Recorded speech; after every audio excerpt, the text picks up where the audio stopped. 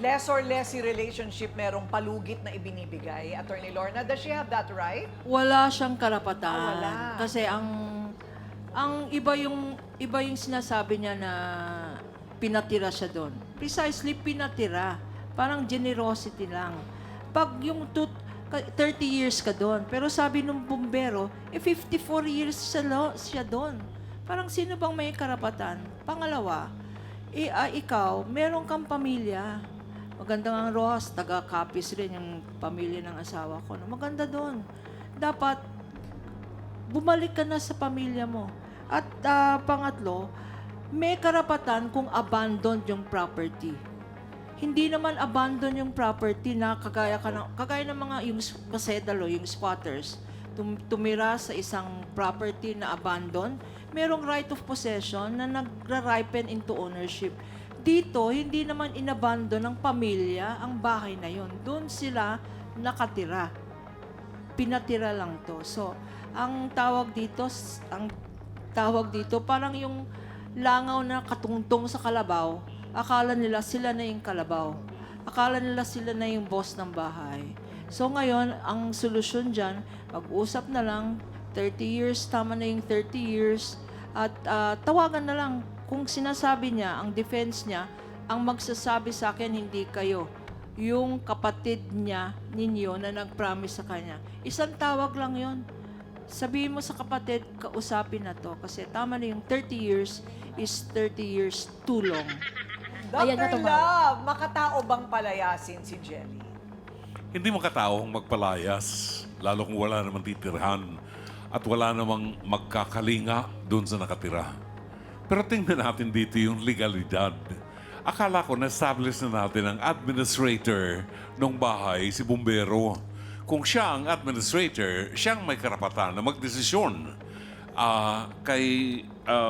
Kay Jelly, sabi niya 30 taon na siya, matagal na yung 30 taon na yon.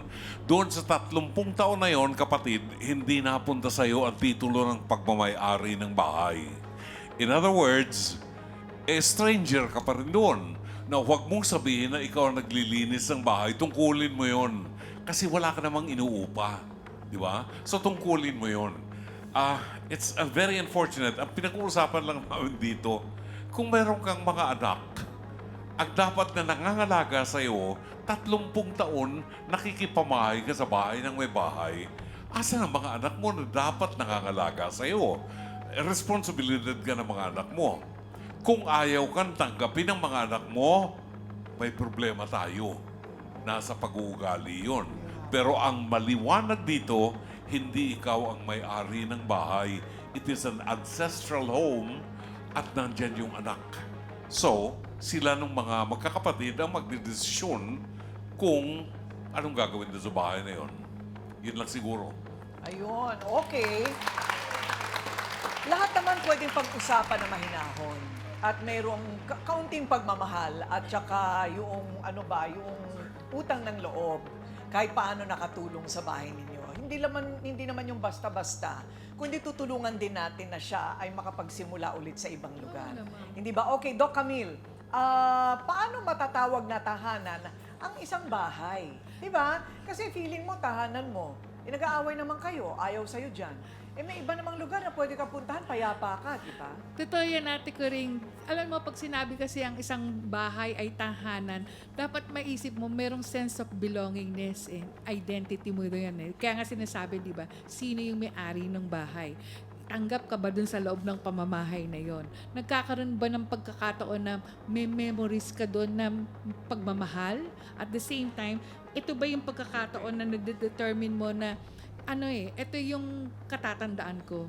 Pero siguro, Aling Jelly, anong importante dito? Isipin mo, 55 years ka, 30 years ka doon. I could not imagine, paano mo yung mga anak mo, kung naalagaan mo ba sila?